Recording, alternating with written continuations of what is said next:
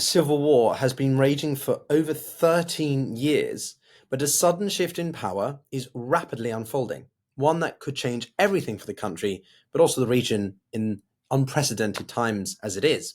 Aleppo, the ancient city, is the center point as anti-Assad forces have surprised pro-Assad and other forces in a complete surprise set of attacks. But why exactly now? How did this happen? And what could happen next? All these themes and more explored in this video. This is the Global Gambit. How are you going, guys? Welcome back. So today's video, we are driving into these dramatic turns of events in Syria's ongoing civil war. And that's the first point I would like to say, which is the war has never technically really ended. There's never been a ceasefire, an armistice, let alone a peace deal. And so this sudden surprising rebel offensive or anti-Assad forces set of offensives has shaken the foundation of President Bashar Al-Assad's regime. In recent years, Assad's government, with the help from the Russians, Iranians, and Hezbollah, has managed to keep his position and the opposition at bay. Indeed, him being brought back into basically legitimacy and re-entry into the Arab League just last year. But now those allies are faltering. Rebels have seized Aleppo, and the front lines are beginning to change very quickly yet again. So how exactly has this unfolded, and what's next for Syria? Let's get into it. The important thing is the context initially. Syria's civil war has been ongoing since 2011, when peaceful protests were met with violent repression by Assad. This was all in the broader context of the Arab Spring, which arguably began in late 2010 in Tunisia. What started as calls by those anti-Assad for democracy spiraled into a brutal civil war. Over time, the conflict has morphed into one of the most, if not most complex modern proxy war, with rebel factions fighting for control, while international players from Russia, Iran, Hezbollah to the United States and others intervening to bolster their respective sides. That's without even beginning to mention Islamic State, which obviously rose to prominence in 2014, 15 and 16, and seeing very odd alliances such as the Russians and Americans working together against the ISIS entity, but also against one another in terms of who was going to govern Syria. Now, Russia's air power, Iran's military advisors, and Hezbollah's ground troops have enabled Assad's forces to be effective relative in the fight, even when the regime looked close to the brink of collapse almost a decade ago. By 2015, Russia's airstrikes were crucial in turning the tide, and then by 2016, Aleppo was recaptured from rebel forces after one of the bloodiest sieges in modern history. Now, this also is important to keep in mind when Turkey entered the fray after they shot down a Russian jet and have been very prominent in northwest Syria with a buffer zone of around 2 kilometers, which they undertook in October of 2019. But now, cast your minds back to the very end of November 2024, and the anti-Assad forces are back, and they've gained ground in a way that no one really predicted. Why? Well, a combination of factors have shifted this balance of power. Firstly, Assad's allies have been stretched very thin. Iran is dealing with so many setbacks in Syria, such as the airstrikes from Israel that have targeted Hezbollah intermittently and the Iranian infrastructure as well. Hezbollah itself has been all but completely incapacitated after its involvement with the war in Israel and the loss of its leadership, including Nasrallah. And then there's Russia, which is obviously entangled in the war in Ukraine and simply doesn't have the resources to keep the momentum going to support Syria. Indeed, this, you could argue, is another example of Russia not keeping to its defensive commitments, much like Armenia when it activated what's known as the Collective Security Treaty Organization after the offensives by Azerbaijan at the beginning of the year, and Russia did nothing to come to their aid. And so it seems like the anti-Assad forces have sensed this weakness and, well, been opportunistic. They have chosen to strike. Now, the group leading this main offensive is the Hayat Tahrir al-Sham, or HTS, once known as an al-Qaeda affiliate. It must be made very clear that some fighters in here may be very strong Islamists. It's also evolved, though, into a formidable force in northern Syria, largely unrecognized by the international community, but very, very well organized relative to other groups on the ground. Over the past year, they've been quietly building up military strength based on analysts that I've read and spoken to, and are preparing very much for this moment. A bit has been strategic, knowing that the time to act was when Assad's back would be against the wall, and given the prevailing chaos around it, could push for its relative interests in and around northern Syria. Now let's break down to the roles of the key players. We've touched upon them briefly, but you could argue the main initial three that come to mind are Iran, Hezbollah, and Russia, who have mainly because they've been pivotal in keeping Assad's position in power.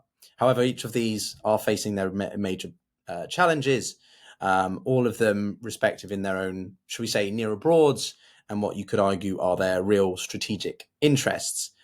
These factors have weakened the once arguably known axis of resistance. But then there's the fourth entity, which I did just touch upon, which is Turkey. Turkey has long supported many of the anti-Assad factions and has shifted its stance in recent years, given developments domestically for Erdogan in Turkey. For years, Turkey opposed any offensive against Assad, mainly due to concerns about the Syrian refugee crisis and its complicated relationship with groups like HTS.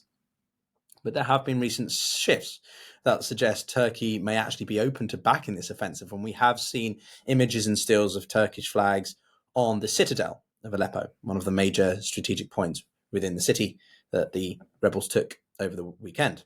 The timing seems perfect for these anti-Assad forces. Both globally and regional players are all distracted, and Assad's internal weaknesses are really quite glaringly obvious. So why does this all matter? Well, in the greater scheme of things, it's not just a few battles in Syria. This is about the future of the sub-region. It's about Assad's regime. He's been one of the last bastions of what you could say older school authoritarianism in the Middle East, and has been supported by a mix of two what you would think very potent forces, namely the Kremlin and Tehran. But now with these powers distracted and weakened, this entire balance is in flux, and smaller, less critical states that rely on alliances or axes of support become that much more vulnerable. It shows you the trickle-down effect, the domino effect that can be slowly initially a trickle and then suddenly it becomes a full-flowing river. It just takes a couple of factors and the whole thing can deteriorate. And the implications are massive. If Assad falls, or if the anti-Assad forces gain significant ground, it could lead to a complete restructuring of Syria's political landscape yet again. Countries like Turkey and Israel, both directly affected by the conflict, might have to recalibrate their strategies, and this might be another front that the Israelis are engaged with. They've been continuing to operate here and there within Lebanon, for example, despite the fragile ceasefire established just under a week ago. And then there's not to mention the millions of Syrians who are living in displacement. And this could shift either a return to complete instability or more violence and migration flows, which put pressure on Turkey and by extension Europe, unless they can establish some kind of agreement with Turkey. Once again, we could see a repeat of the earlier part of the 2010s, for example.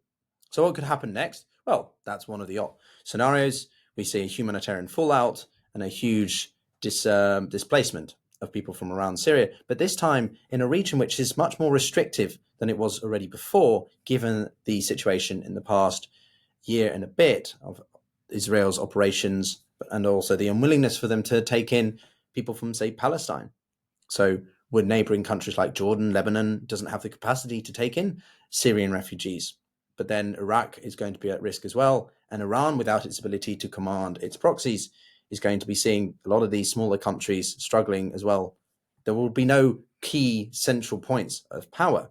The country that you could argue was the overarching victor, quote unquote, in the original phase of the Syrian Civil War was Russia, but Russia is distracted. So the point is there is a huge power vacuum here, and more also considering that Trump is coming into office, and he does not want to keep American troops in northeastern Syria or around this area unless he really feels it's critical for American strategic and economic interests and the protection of the US itself.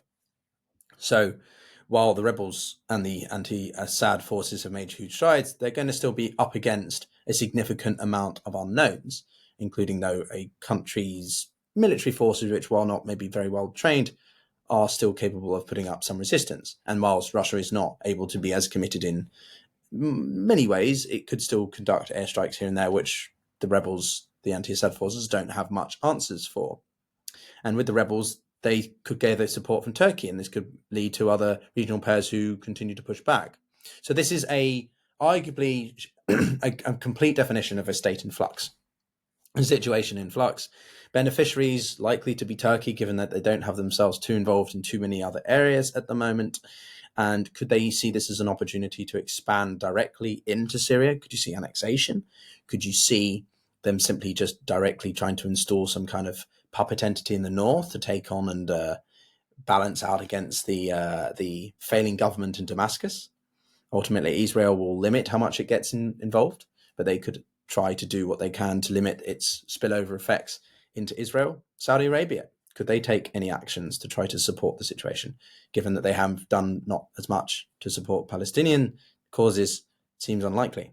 And then Iran, of course, and Tehran being very unwilling to get involved, given that their strategical deterrence has proven largely ineffective, and their limited replies to supporting Hezbollah in a time of unprecedented threat means they seem to be in a bit of a precarious position. A lot of unknowns here, and we will be following it as much as we can on the channel. But as we've seen, the balance of power in Syria is shifting, and so fast. What happened? But that's it from me, everyone. Watch this space. We hope that the situation doesn't deteriorate or escalate into something worse, affecting the millions of people who have already been affected by the disastrous Syrian Civil War. And I'll see you all in the next one. We like to say here on the Global Gambit, if you're not being played, you've got to get playing. Take care.